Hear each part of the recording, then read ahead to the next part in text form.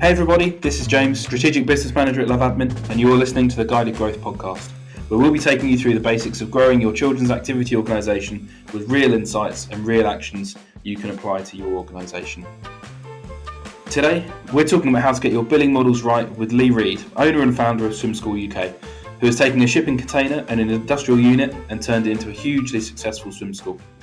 We'll discuss how Lee has moved his billing from the classic termly structure to a monthly model, and how that has helped transform his business. Lee, thanks for joining us. It'd be great to kick off if you give us a bit of a summary of what you guys do at Swim School UK, sort of a bit of the history and where you are now. Hi, James. Yeah, brilliant. Thank you. So I've been teaching swimming for just over 30 years. I did Camp America when I was 19. I was teaching from 17. I graduated uni, got into teaching, and set up my own swim school from there. We teach all ages, all abilities. We teach from babies. I have triathletes come to us. I've even been on ITV's The Lakes, where I trained somebody in 18 months to go from a non-swimmer to swim in the channel. So we've done everything.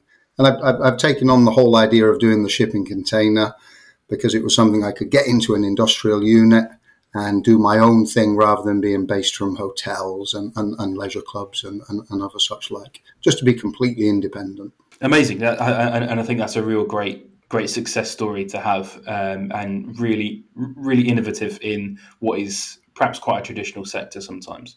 So let's start by talking about the challenges you faced when the way you build your customers, that termly kind of traditional model that people go for. What were the challenges that you faced when you were operating that way? It was just very, very time consuming. I mean, I was probably spending, bearing in mind we've probably got maybe 600 customers at the moment.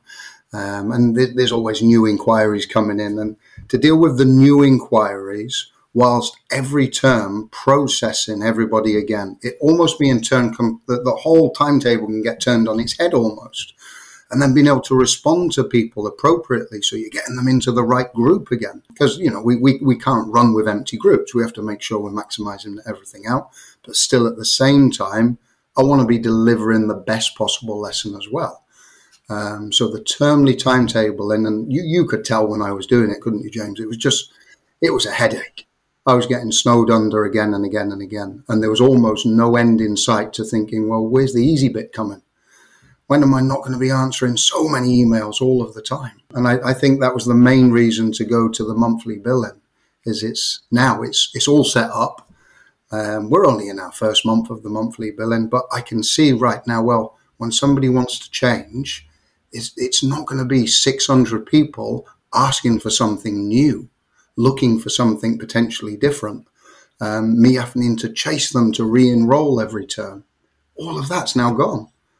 And I think conservatively it's 100 hours every sort of end of term period. Yeah, and I think that's a really excellent point, because it does make your working life lumpy.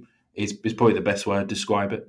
And from our initial conversation, I could really tell that actually there's almost a fear factor that builds around the end of each term, where you kind of go, yeah, I've now got to reset my entire organisation and move across 600 people. The horrible thing was looking forward to a holiday period where I always wind it down a bit. We still do a bit. We do some one-to-one lessons, shared lessons, but it's a bit of an easier timetable.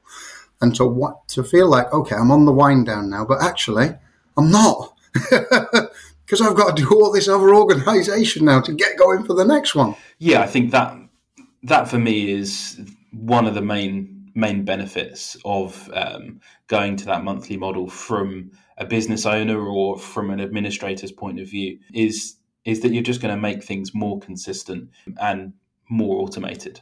How did your customers find it as well? We've been asking. People have been asking us for a long time. Can we go to monthly? Can we just auto enroll? Well, yeah, they sort of are, but when it's all, it just ends up bitty being termly. As much as you would think, well, it's just one term, but again, it's the fact that people want to keep changing. And that's normal, I've got my kids booked into things and we want to change them occasionally. I'm I'm the same. I'm the same. I'm no different to anybody else either. So it's the ability to deal with these things better, isn't it? That's what's good. But there's also a money saving aspect to it as well, because that first week, potentially two, there can still be a bit of change in if you haven't quite got the group right. Somebody wants to change, and then you're dealing with potential, people who are a little bit fed up possibly. And so to get rid of all of that feeling as well makes us look better as an organization too, because we are just more efficient now with how we're processing people. And how did you kind of overcome any concerns that you had around changing the model? Obviously, changing your billing model is one of the kind of fundamental things you can do in an organization, and certainly quite a big change both internally and with your customers as well. What were your initial concerns, and how did you kind of deal with those? Honestly, I didn't want to change. We talked about it quite a bit, didn't we, James? We did. And I was worried because, like you've just said, you make any change and there's the fear that, well, people will just say, well, I don't want to do that and leave. As the organisation, that's the biggest worry, isn't it? That you're going to make a change and it's such a bad change, nobody ever wants to come back. Well, it's so nice now because we've got people booking themselves in and it's all just there, done and sorted. And if there's a problem, well, it's great because the onus isn't on me. I didn't create that problem now. They booked in and I can help solve the problem. If it isn't right, we can sort it out. But it just takes some of that, accusatory sort of thing out of it, where you feel like you may be letting somebody down because you got it a little bit wrong. And we're all going to do that occasionally. And for the 100 we get right, that one we get wrong, that's the one that still plays on our mind. And again, for that to maybe go to, let's say it's going to go to 1 in 1,000 now, plucking numbers out the air a little bit, but that makes life easier and more comfortable. But the honest answer to it really is, it makes sense because of everything we've just said. And to some extent, as my partner Nicola would say, you just got to pull your big girl knickers up and get on with it at times. And that's what I did, basically. It was just make that leap of faith. Do you think that was the kind of key deciding factor? Do you think that was the sort of key thing that convinced you to go for the change? What were the kind of elements that shifted your thinking from going, I don't want to change, I want to stick with what I know, I want to stick with what's comfortable? What was it that kind of made you think, yeah, let's go and do this? There was plenty of support from yourselves. You gave plenty of time and discussion to it. And even when we started it, I still had a few doubts when we were first going through it. But you put meetings in. You kept regular updates to me. You yourself even went away and researched a few things that were on my mind to give me some answers to it because you knew how time poor I was. And all of those things, I think that's what builds the confidence that, yes, this can work. I feel like I'm getting answers to things here. And again, that was the carrot, but there's also the stick that I can't keep doing this every single term, So there was those two things, the pushing me away and me pulling me towards. Yeah, and I think those are both equally important aspects. I think the work we did in kind of corralling your fears as such, and actually giving you the information and breaking down a big change into small elements of, first we're going to do step 1, and then by the end of it we'll be at step 10. And in between each other step is very manageable. And the other thing as well, and I think it's important for all owners and operators of swimming schools or other children's activity providers, is actually, is it okay doing what you're doing? Do you enjoy the way it is at the moment? And if you don't, then really you need to change. And I think that's the point that we got to in our discussions as well, is I had quite a frank conversation with you where we kind of settled on the fact that actually you can't carry on when you want to grow your business by continuing to do something that is so labor intensive. And actually the only option is to change to a different way of operating that is going to be scalable and is going to be more efficient for you. And I certainly agree with you that the approach we took in resolving that was carrot and stick really, and sort of giving you that impetus to actually follow through with the change. Yeah, it's the confidence you put there through everything that we can go through. You're not just this booking system, are you? You've got all your background that you've got coming into it as well, and that's helped massively in terms of me being able to see a way forwards and trust that way forwards. I think for anybody making a change, it's the trust in the people around us, and that's yourself and Luke, who I've been talking to as well, and just feeling like everything's resolvable. Whatever comes along, chat about it. This is the solution. And, sometimes I've been able to do the solution. Sometimes you've been in the background working it all out for me. So, I know you've put a lot of effort into that as well. Yeah, I think you touched on actually a really important point there that I think worked very successfully when we completed this project for you. Was I wanted you to come up with the final answer. And actually, I think it's really important where someone does help you in giving alternative perspectives, is that you then make that final decision, make that final choice yourself, because actually then it's authentic to you. And you believe it because you've kind of come up with what that final solution is. And I feel like that's the place we got to when we moved you away from termly billing, was that I gave you all of the information. I gave you the reasoning as to why, and then said, okay, Lee, what are we going to do?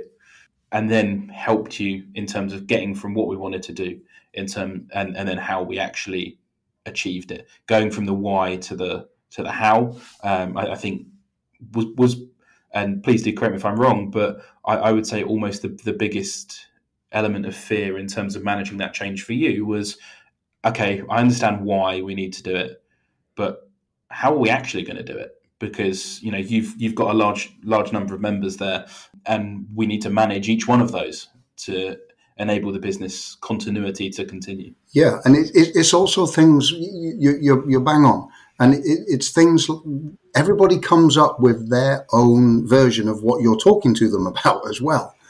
And it was nice to be able to come to you and say, look, this is the email I've got. I'm concerned about this now because this is how it appears. Well, you guys have been doing this for a while now, so you got the answers to it, and you can be able to say, yeah, well, that's because of this, that, or the other, and you straight away gave me an action plan to be able to put into place. And, that only has to happen a couple of times, to be honest, before I was starting to think, actually, yeah, I'm covered here. These guys have got my back. I'm going to be sorted.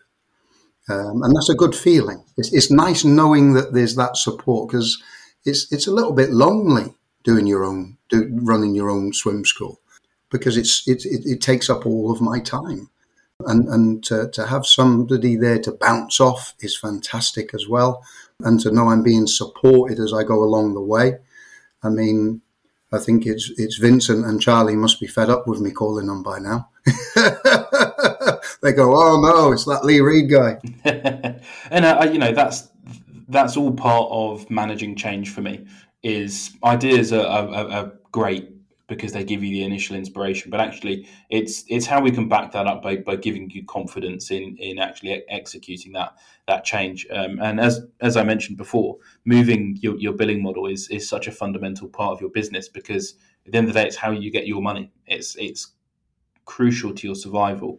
That actually, it's very important to have people to go, okay, we've done all of this now, but I'm not quite sure on this one element. Can you just give me a hand with this? And being able to provide that for you, I think, certainly was the right way to go, just to make sure that change sticks. Because so easy, you see someone makes a change and then slides back on it because it feels a bit uncomfortable. They've jumped off the cliff and now they're floating in midair and they don't know whether to fall or fly. And it's making sure that you've got that support. And I think personally, it's been hugely successful completing that project for you. It's great to see all of your members adopting the change, and signs of positivity moving forward for sure. So now that I guess we've kind of worked through the process that it took us to get to that point of getting you onto monthly billing, How has that made it easier for you to think about other stuff within the swim school and growing the swim school? Well, we've got so many other things we're looking to do. I want to get into scuba diving. I want to get into the antenatal stuff. So, mums are coming in before the baby's even born and getting in the pool. To be able to organise the bursaries I want to do. All of these things are time consuming. To show people the journey of what swimming with our swim school can be, from, pre-birth to open water and swimming thousands of meters in the lake. We're very lucky in the location we are. We can provide absolutely everything. We've got a hospital just around the corner from us. We've got loads of schools very close to us. We're perfectly situated for what we're doing. And I haven't had the time to be able to go and delve into and explore all these other avenues that I want to go down. And that's what makes it exciting. It's always that pushing to something else, isn't it? Achieve one thing and what else can we add to this? What else can I do now? And so, feeling like I'm going to have time over this next month to go and do all of those things. It also helps having the having the knowledge that there's now money coming in every single month. It's not those 3 hits and a bit of sporadic payment here and there. It's evened out through the whole year. That makes it a bit easier to plan things as well. I mean, you still know roughly what you've got, don't you? But it's nice having that monthly figure coming in all of the time. And that makes the idea of going and exploring these other things a bit easier to do. Yeah, I think you touch on an excellent point there, and this whole concept of being time poor. I think is a real common issue that a lot of children's activity providers have with their owners and administrators, where you've got loads of things you want to do, but you can't get yourself out of the weeds. And I think that was one of the main benefits that we've been able to establish with Swim School UK is we're now starting to pull you out of the weeds. And I know a lot of the bits we're working on now is going, okay, let's build a plan for the next 12 months. What's next in terms of actually what's the next risk we want to take? What's the next positive opportunity we want to try and exploit, rather than just fighting to keep a head above the water, no pun intended. It is a case of, scuba diving. Okay, that's going to take an investment of time to get set up. But now you can guarantee that all your billing is just going to happen. You've actually got that time now to really put the effort in. I think the way I described it to you and the way I describe it to all business owners is that your value is not through doing inane admin and processing a termly billing model that means you need to sit and manually put everyone into their class for next year. Your value comes from being massively passionate about the industry that you work in. And I felt like when we had that conversation, Lee, it kind of struck a bit of a chord in that we wanted to put you front and center and actually get you working on growing the value of your business. And actually, that's how you're going to achieve growth in the future. So now we've got this really exciting plan where we're starting to look at all of this stuff for you. I think you're right. And that is the key thing there, is it becomes exciting again. Because I was just feeling a bit bogged down. Like you said, I was feeling stuck. And I like your weeds analogy. That works really well. You're bang on. And to feel like now I can go and do some of these other things that I've been wanting to do since setting this specific part up where we've got our own location. For 2 years I've had things on my mind that I want to go and do this. I want to go and get that done. When am I going to get time to go and do that? And now I'm seeing through all those weeds that, I'm going to be able to get that done here and there. It's already in the schedule, isn't it? I mean, we've got something booked in, haven't we, already for end of this month to go about processing those things forward, moving those things onward. But that's a key thing of what you offer as an organisation that has been such a relief as well, is to have that facility there to bounce off. You're not a booking system. It's underselling itself as a booking system. It's so much more. It's business development and everything, isn't it? So that feels good. That's not, and it's exciting. Building this in the first place was exciting. Getting all the client base in, that's exciting. Then I've got a little bit stuck probably for 12 months plus. And now I'm feeling like, okay, I'm going to be building again now. This is exciting. Yeah, I think actually you touch on a really excellent point there, and it is that element of excitement.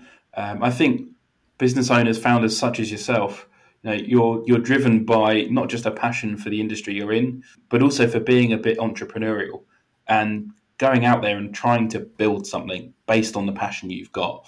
And I think it's very, very easy to then, after a while, you've got several hundred members, you've got your own venue. For a lot of people, that's success. When you were first starting out and you had 3 people turning up in a hotel or something, you're probably actually looking into the future and saw that you had 600 members in your own venue and think, yeah, that's success. But actually, when you get there, you almost get to the end of the road and you're stood there thinking, oh, God, what's next? And it's not clear because that was all you ever dreamed of having. But now you're there. There are so many more opportunities that you can go out and get. But what's critical is you have the fundamentals in place that enable you to do so. Because the model you used when you had 3 customers, 3 members, is not the same model you can use when you've got 300 or even 600 as you've got now.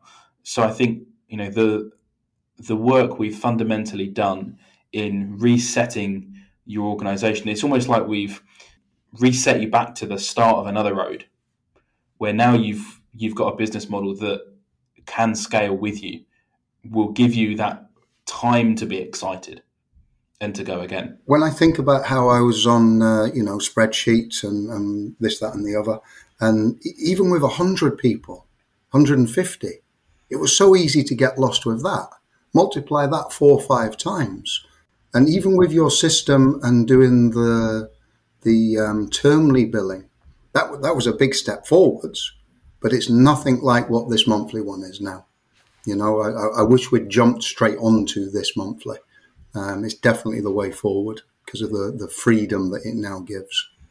And again, we've had so many parents asking, how can we split the bills? And when you've got to then split a termly bill into 3 payments, you've got to chase all of that up.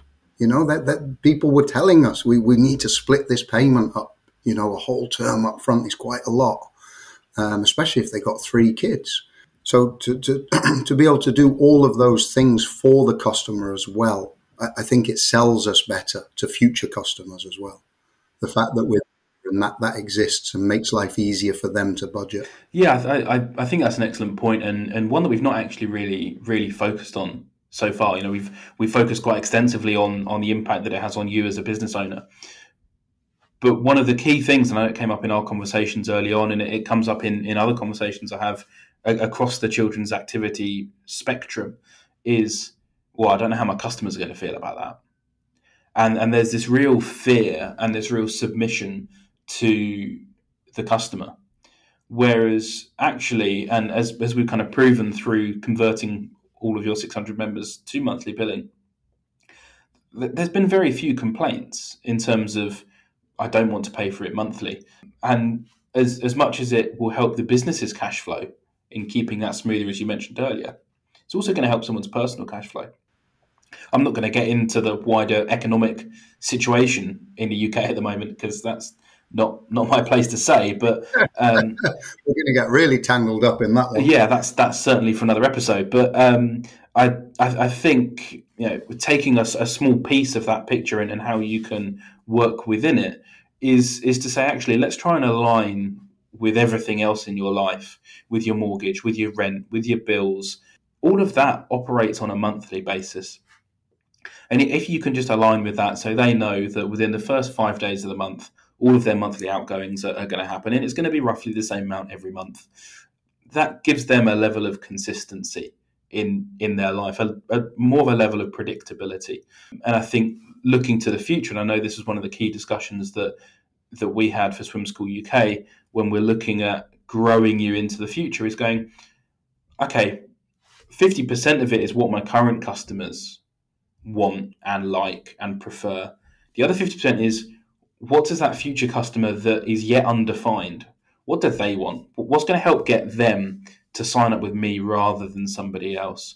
And actually, if we can reduce that barrier to entry of not having to stump up the near £200 for a term, or in some cases, for some providers, over £200 for a term. Now that's quite steep for someone to find at 3 points across the year if they're not super financial planners. So those people that might just sign up to swimming lessons on a whim, you're going to lose those people if you don't offer a model that enables them to join quite easily. And I think the model that we ended up settling on, Lee, was a perfect combination, where we enabled an advance fee to occur so you can lock people in. I think, and it was certainly a concern that I know you raised, was around how do you stop someone from just leaving? So they do 2 months and then they just go, actually, you know what? I'm all right. I'm just going to leave. Whereas with Termly, you don't get that because you've got the money up front and they're kind of locked in. So we introduced this advance fee, which basically meant that they've paid for a month before they've even started, almost like a reservation fee. But we took that from the yearly cost of all of their sessions. So they're not paying any more. You're just taking a little bit of that money and putting it up front to make sure that you've got something in the game to make sure they don't just leave. And I think, Lee, that worked really well. For me, what was so good about that was you were able to come up with that model where we could put all the payments in and see how that looked over the whole year. Now, that made me feel very safe, the fact that you put the effort into going and doing that so that I could see the impact through the whole year cycle of what that. And that's what allowed us to come up with the right amount even in the first place. It took a little bit of toing and froing and juggling, didn't it, with ideas about should it be this much, that much. But I think we've settled on something that I don't think I've had one person complain about the amount of that upfront fee. Again, I think from a business point of view, it is keeping it personal to some extent in letting people know, look, you're still paying me. It is through whatever the provider is, but this is a personal relationship still between you and I. And if something isn't right for you as the customer, I'm still going to put it right. And I have the confidence to be able to say that because of how you help me with the system. I can go in and I can do all of those things within the system. That saves a lot of hassle, to be that flexible, all in one place, one hub. Yeah, for sure. And I think certainly that the fact that you've not had any complaints is almost miraculous and really demonstrates that the option we ended up going for and the leap of faith you took was the right thing to do, most definitely. So it's always nice to get that kind of validation almost that we took the plunge. And yes, only 1 month in, but so far it's working. Yeah, well, we're as good as full.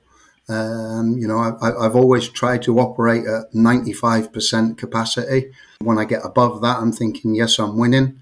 But 95% of capacity is pretty high, isn't it? And we're up there at that now already. And there's still emails coming in. There's still people booking new customers.